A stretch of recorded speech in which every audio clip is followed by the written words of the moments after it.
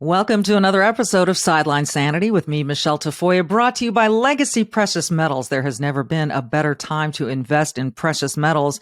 Go to legacypminvestments.com, legacypminvestments.com. Remember that gold and silver can make a really great holiday gift, so you may want to check that out.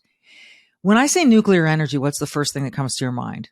Is it nuclear warheads? Is it Chernobyl, 3 Mile Island, scary stuff? Nuclear energy is one of the cleanest, safest forms of energy on the planet, and we've been ignoring it here in the United States more than we should. My next guest will make you rethink that and will encourage you to open your mind to some really super clean, safe energy if we can just drop our emotional attachments to the fear. James B. Meigs is with the Manhattan Institute. He's a senior fellow and contributing editor to City Journal. He writes a lot about this stuff. He's super smart. He makes it easy to understand, and he joins us next. For nearly 3 decades, she's reported the action from the sidelines. She started very young. She's covered the NBA, NFL, Olympics, and the college football and basketball national championships. And now, during these insane times in our world, Michele Tafoya thinks we need a serious dose of sanity. This is Sideline Sanity with your host, one of the sanest people on planet Earth, Michele Tafoya.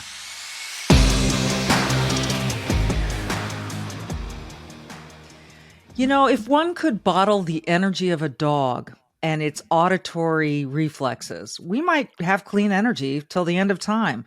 Now, as I say that, my dog Jersey has stopped barking, but well, there you go.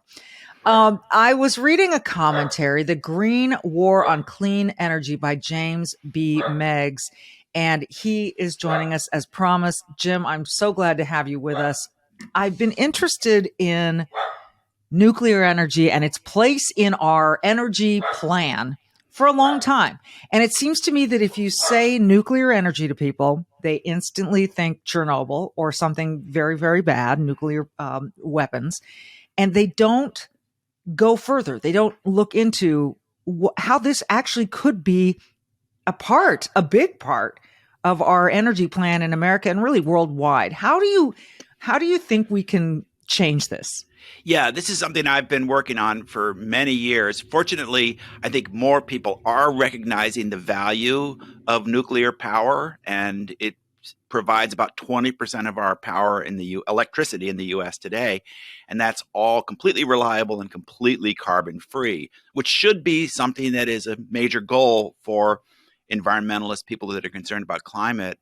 But the point I made in that article, The Green War on Clean Energy in City Journal magazine, was that too often the same environmentalists who say climate is their top priority fight against the energy sources that we need to reduce our carbon emissions.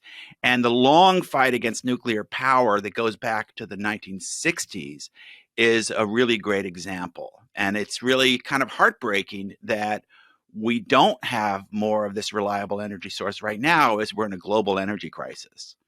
Well, my understanding is the infrastructure is very expensive. So that first downstroke, if you will, on building nuclear power plants is very expensive, but ultimately it does pay off. And as you said, it is a very clean source of energy. So how big of a factor is that initial price tag for building more of these plants? It's a big factor. And you know, it's maybe a little late to just point fingers on why that is, but it was the overreaction to events like the 3 Mile Island accident in the 70s or the Chernobyl accident that led us to produce a regulatory regimen that is actually much, much stricter than we need in order to keep our plants safe. And I think that today, in order to get a new nuclear technology licensed or to get a plant built, the biggest obstacle is those regulatory hurdles. If we had a more rational system, more similar to what they've actually had in Europe and a lot of other countries around the world, we would be able to build nuclear plants more economically. And it's not an inherent fact of nuclear power that's insanely expensive to build, but it is a reality in our current regulatory environment. So a lot of red tape is what you're saying is standing between the build, the building of these plants. Why hasn't anyone taken this on? I mean, we talk all the time in this country, and there are almost to a religious level about climate change and clean energy, and we're on the one hand really restricting our coal, our other kinds of energy, fossil fuels, and the like. And it sounds like, on the other hand, really tying the hands of this nuclear approach with this, you're calling it too much regulation. How can that be rectified? Yeah, well, that goes back decades, really. And this regulatory apparatus, the Nuclear Regulatory Commission, this is a very long-standing set of rules and procedures. And I'm not saying they want nuclear to be too safe. I'm saying they make the process of getting that safety verified too complex. These plants actually are very safe. And the new plants that are in development today are even safer and more practical. So these hurdles they really need to be addressed. We are making some progress. One funny thing about nuclear power is, although there are a lot of people, especially on the left, who still oppose it, it is becoming more widely accepted, especially since we've seen what's happened in Europe since the start of the war in Ukraine. Some of the countries in Europe, Germany especially, they thought they were doing the right thing by shutting down a lot of their nuclear power plants. Now, pretty much everyone recognizes that's been a huge disaster. They don't have enough energy for their economies. They might not even have enough energy to keep their homes warm this winter. So as a result, they're going back and they're burning more coal and doing all the things that they said they didn't want to do. Right. Their wind turbines aren't getting the job done. So a lot of people are now looking at these nuclear plants and saying, wow, that was a huge mistake to shut them down. Could they be turned back on? And shouldn't we be looking to building new ones? So this is a global phenomenon, and that's a positive thing, but we're not moving as fast as we should. Yeah, that I'm sure is always the frustration. Let's get this moving. Let's get going. Where is the resistance? You mentioned that there's resistance from the left, and I'm just wondering what it is and why it exists, if there is so much data that shows that this is clean, that it is safe, etc. A lot of the resistance is really emotional. And if you talk to people about their concerns about the environment, a lot of the concerns are really legitimate, and people are looking for practical solutions. They're looking to reduce emissions. They're concerned about climate. They want practical solutions to that. But then deeper down with a lot of people, there's an emotional sense that somehow our modern life is too energy intensive. We're too profligate. We're too dependent on all of our cars and our houses, and that we should all go back to living like a simpler, more natural life.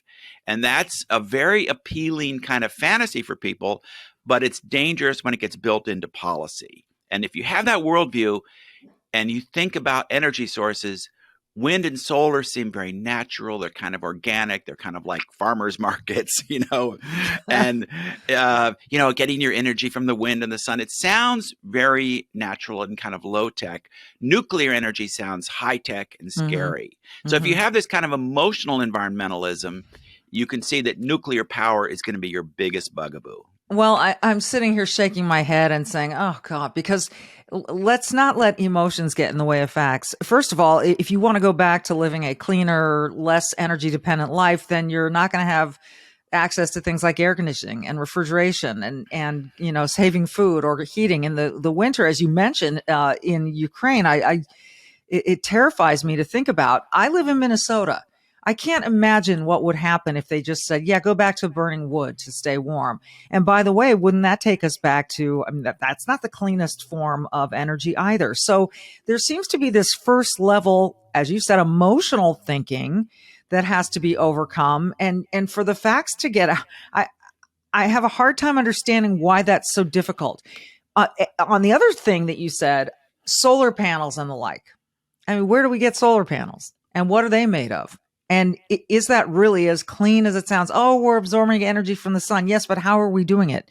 And who is making them? And where are we importing them? And then where do they go when they're done? What do we do with the waste of these panels when they're used up?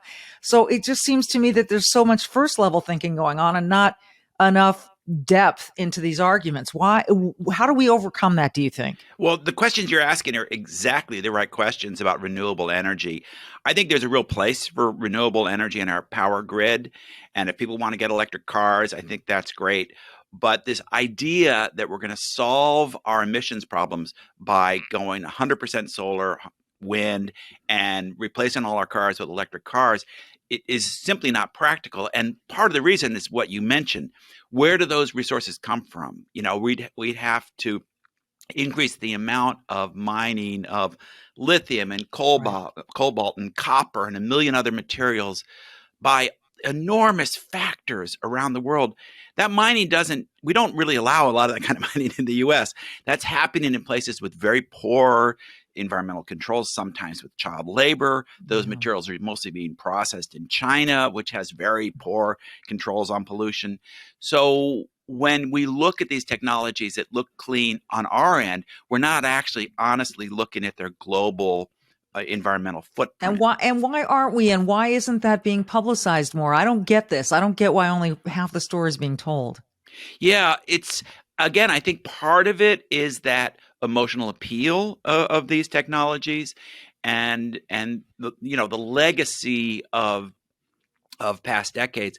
But I see glimmers of hope here. I do see more people being interested in nuclear power, which is our best, I think, cleanest energy source. And if we save the nuclear plants we have now, start building new ones, we don't need to blanket the country with wind turbines and solar panels. Those have their place, but they really can't be the backbone of our power system. And I'm encouraged that support for nuclear power among people who really follow these issues closely is actually one of the rare bipartisan topics where the Trump administration was very supportive of research into nuclear power. And the Biden administration, somewhat to my surprise, really has been pretty solid on this issue. And so, maybe this is something we can come together on. Wouldn't that be nice on so many fronts? Jim Meigs, our guest. And when we come back from this break, I want to ask you about this recent news about fusion. What is fusion? What does all of this mean? Jim Meigs will give us his take when we come back. Well, energy and the restrictions on it are in part responsible for the rising gas prices we're seeing all over this country. And we've got inflation, we've got the stock market all over the map. And you're thinking to yourself, it's enough that I have to go to the grocery store and, use coupons and skimp and save, and I can't spend what I used to. And my dollar doesn't seem to be stretching as far. And I don't know what the stock market's going to deliver to my 401k. Well, this is where precious metals comes into play. And when it comes to investing in gold and silver, the only people I trust are Legacy Precious Metals. And you can find them at legacypminvestments.com on the internet. So right now, this rough patch, whatever you want to call it, that we're going through, recession, is very similar to November of 2008. And if we go back then and look at the people who invested in gold, well, they saw significant gains. And others simply lost their retirements. Now, there's still time, but the window's shutting. So call Legacy Precious Metals. Just go ahead and give them a call. Find out how gold and silver can help protect against a weakening dollar, can help hedge against inflation, can give you benefits that the stock market just can't give, and how much or how little you need to put into your personal financial plan. Let me give you their number, 866-528-1903. 866-528-1903, or download their free investor's guide at legacypminvestments.com. legacypminvestments.com. Okay, so we hear in the news in the last week, there's been this breakthrough in fusion energy. How can you put in layman's terms for us? What is this? What is fusion? Fusion is a type of nuclear energy that comes from jamming two atoms together. And when they fuse, they release an enormous amount of energy. It's the source of energy that powers the sun. And that's in contrast to the nuclear energy we have today, which is fission. That's when you take an unstable element like plutonium, or for energy, use uranium. As those atoms break apart, they release energy. Okay. Both sources of energy are you release large amounts of power, but fusion is a completely different magnitude. People have been working on trying to harness the power of fusion energy for electric power going back to the 60s, maybe even the 50s. And the joke in the field is always that fusion power is 50 years off. When I was a kid, I actually lived near one of these research centers near Princeton, New Jersey, that did some of the pioneering research in this. And I remember, hearing about it in grade school and thinking that by the time I grew up, we'd have fusion power. And now I'm thinking like maybe by the time my grandkids grow up, we'll have fusion power. Well, so we've made this breakthrough, and what exactly did this breakthrough? Just that we're able to harness it? Is that the breakthrough? Haven't even gotten to the point of being able to harness it, Okay. honestly. So this breakthrough is exciting, but it doesn't mean we're going to be turning on our light bulbs powered by fusion power, anytime soon. The key with fusion is you need to force these atoms together. Usually use some form of hydrogen. You need to force them together in conditions of extremely high heat and pressure. Kind of imagine something that would happen in the middle of the sun. Okay. And there's different ways they've tried to do it using magnets and other things. And that takes so much energy that even if you can get a little bit of a fusion reaction going, until now, you've always had to put way more energy into it than the amount of energy you get back. And these reactions are only lasting, fractions of a second. Okay. Now, for the first time, using a new technique, using laser beams to concentrate the energy, they've been able to get a little bit more energy out of it than they put in. So that's a huge step forward. Getting to the point where you could make a fusion reactor that would produce meaningful amounts of energy for, weeks and months on end. That's just such a long road from where we are. And I'm optimistic we'll get there, but we shouldn't stop doing the other work we're doing to improve our energy system while we wait for fusion, because it could still be 50 years. It's still 50 years away. How can that be? It was 50 years away 50 years ago. Well, we find as we move along and progress through science and continue to work with science that things aren't always on our schedule. But this is interesting. And the fact that it's out there and the conditions, though, that you described, that it has to happen under such a high magnitude of heat.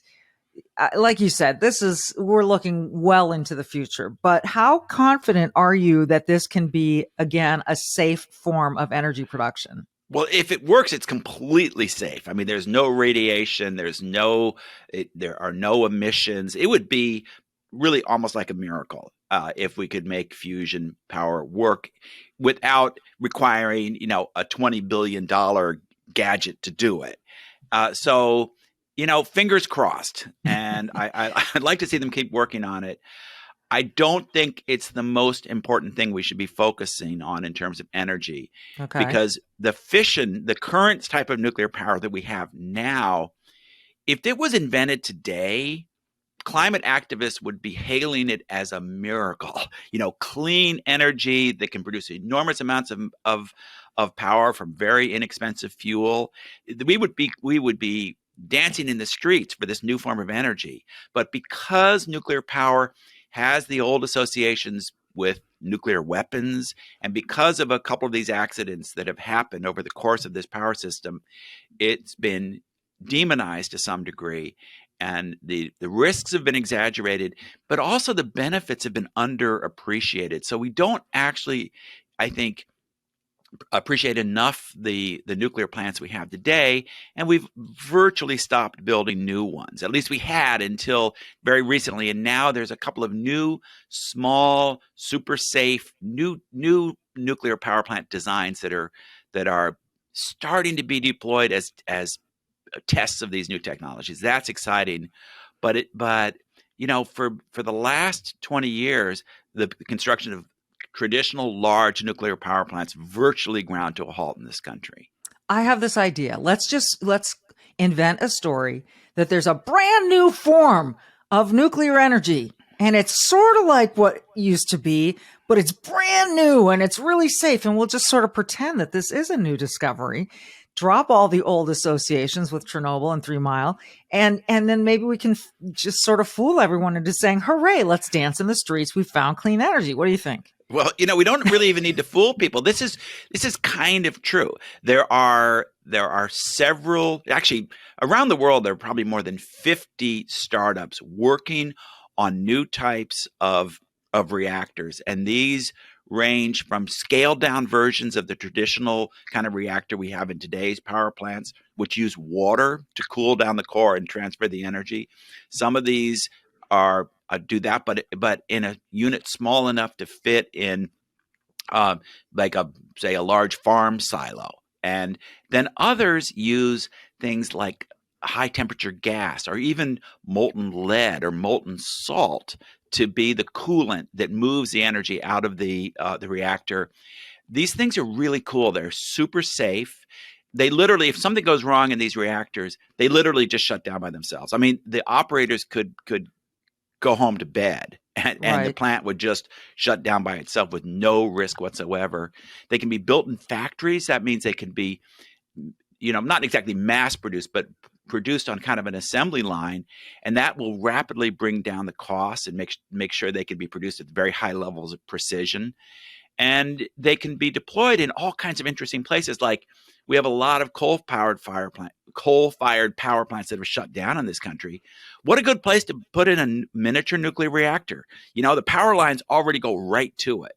If you want to That's power interesting. Yeah, if you want to power, say, New York City with wind power, you have to put those turbines way out in western New York State. Yeah. But there's Yeah. all these old coal plants not too far from the city where you could put these miniature reactors and create a lot of power in a very usable location. You bring that up. Is that being discussed? Is that something Yeah, that people yeah, are talking about it? yeah. That's a good thing. I mean, and as I said, there's some support for this in our government. The Department of Energy is funding a number of research projects to build, sort of test examples of these reactors, but really hook them up to the power grid and see how they work in producing power. So that's a really promising movement. And I think if you say 50 years for fusion power, here, I think we might be seeing these things making meaningful contributions to our power supply within, say, less than 10 years. Wow. Okay. So that's exciting. One of the other things I want to get your take on, because you are so knowledgeable about all this, the average person is not, that myself included. I try to stay up to speed on these stories, but it all sounds so incredibly complicated. Like, how do these people figure out exactly how to make this stuff work, and what temperatures and what substances and what molten this or that? And I just wonder, how do you look at the brain power that we have in the United States in terms of being able to keep up with the rest of the world on this stuff? Do we have young people today are so motivated by creating apps or instant wealth or whatever it is? Do we have the devotion and the mind power to continue to progress at the rate that we should? That's such a good question.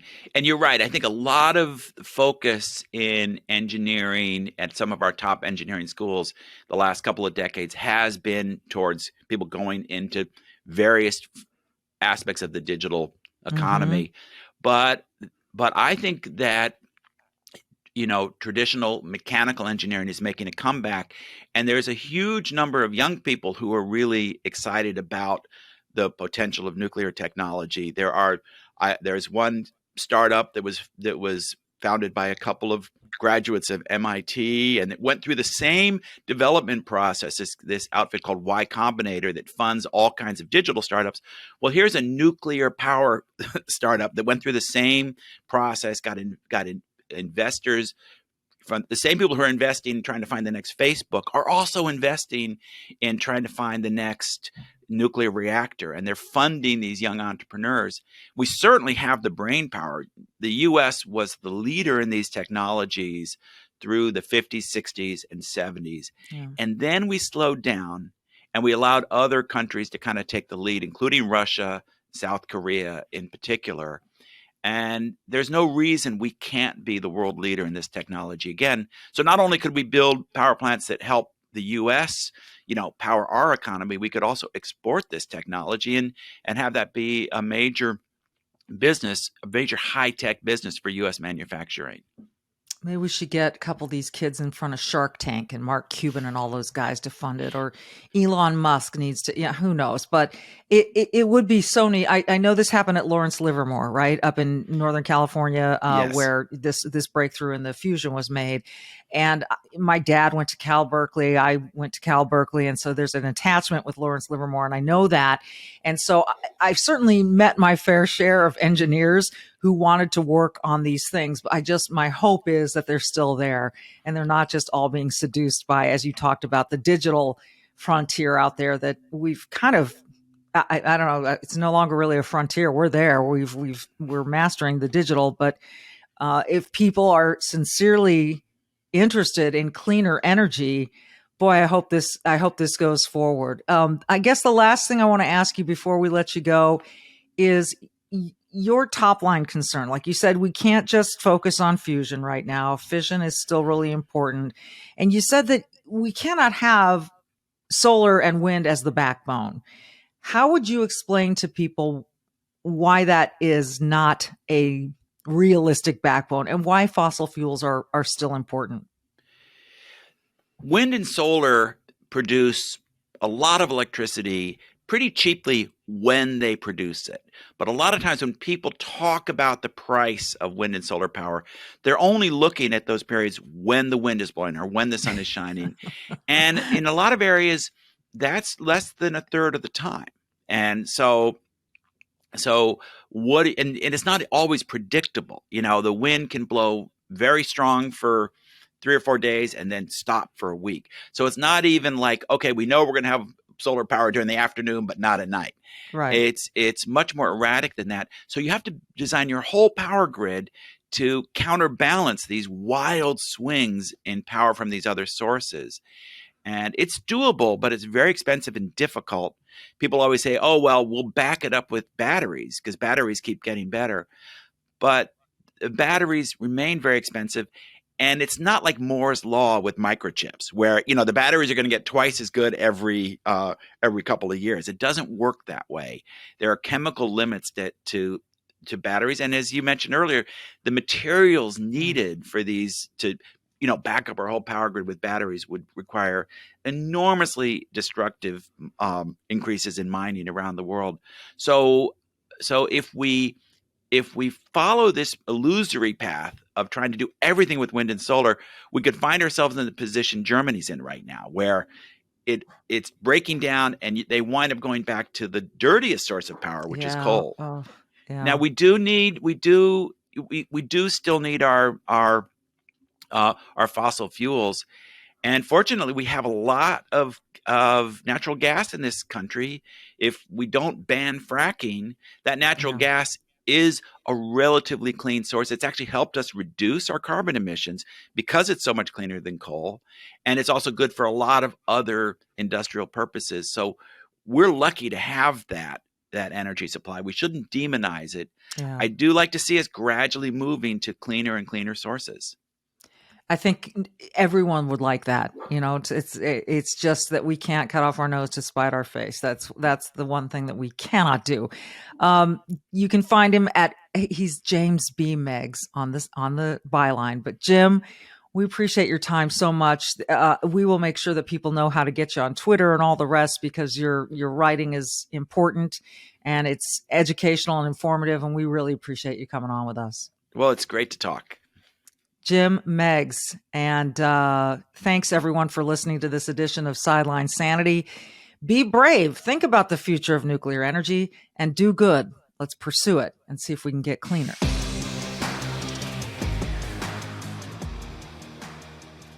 Happy to talk once again with Charles Thorngren, the CEO of Legacy Precious Metals. You know, I think it still is confusing to people, some people, as to why a precious metals investment would be a worthwhile one, particularly at this time when they're thinking, I'm doing all I can to put gas in the car. Why is now a particularly good time? And we'll go from there to how small of an investment is worthwhile for someone. A great question. And I think the importance of why really comes into the fact that we have to save for ourselves, whether it's a little here, a little there, whether it's making it a plan and putting out so much a paycheck, whether it's making sure we fund our retirement account. We have to realize we are responsible for ourselves in the long run. You mean that no one else is going to ride up and save us, on some white steed? It ain't going to happen. It ain't going to happen. And anyone who's promising to do that is getting ready to take advantage of you in some form or fashion. Yeah. And so if I'm an investor, a potential investor, and I'm looking at Legacy Precious Metals and I'm saying to myself, yeah, this sounds smart. I don't have a lot to spend. What would you tell that person? I would say, do what you can. If you never start, you never get there. So the most important step you can take is saying, I'm going to take care of myself and my family. I'm going to make it a plan. I'm going to take action. I'm going to start in the way that's comfortable for me. That's the important thing. The first step is always the hardest. But once you take that first step, the second step is easier. And then you're moving. And then once you're in motion, it's hard to stop you. So that first step, most important step. I always tell people they can call and talk to an IRA expert or check out the guide that they can download for free, the investor's guide. What is the number one question that you get from people who are first-time investors? The biggest question I get is this right for me? That is the question. And that comes from everyone. So everyone's asking the same, is this right for me? And yet we're all so unique. And yet it is a sound investment for just about any portfolio, isn't it? It is. Even though we're all unique, that uniqueness is going to tailor the way we begin the investment. Okay. But we're all in the same situation. That's the one thing I think we seem to forget in today's society. Whether you agree with somebody or not, we're in this together. America is in this transition that we're in right now. We're dealing with the same issues. Some people like them, some don't. But we're all in it together, right? So the need is the same. How we prepare and how we invest is what changes from person to person. But we all have that same need. It's a great point. And again, I encourage people to just make the call, pick up the phone. That step is always the hardest. I'm not sure why that is. In any kind of effort that you make in life, whether it's weight loss or exercise or investing some way to better your life, it always seems like that first hurdle is the challenge. But when they call, who are they going to talk to? What's going to be on the other end of the line for them? Great question. You're going to speak with one of our customer representatives, and their job is not to sell you metals, right? We have a much different approach. We're going to answer all your questions. We're going to show you what options you have. And on the rare occasion, this isn't right for you, we're going to say, this probably isn't right for you. We have a gold company here, but I say it all the time. What we actually deal in is customer service. We want each and every individual that calls to get the answers they need to be able to make the decision that's right for them. And we want to do that in a way that's not pushy, that's not salesy. And that's what makes my team so special. We care about each and every caller. And we're going to show you what options you have, and then you get to make an informed decision. So don't be afraid of the phone call. It's the best thing you can do. And this is why I am so honored and I feel privileged to be sponsored by Legacy Precious Metals. They're the ones that I'm going to deal with. And I encourage you to pick up the phone, give them a call. Even easier, go check out their guide. It's a free investor's guide at legacypminvestments.com, legacypminvestments.com. But as you said, Charles, pick up the phone. You're going to talk to someone who can answer your specific questions and get the ball rolling, get started, do something that is a long-term play for your family's benefit. Charles, it's always great to talk to you. Thank you so much. Oh, it's my pleasure. It's always great to be here.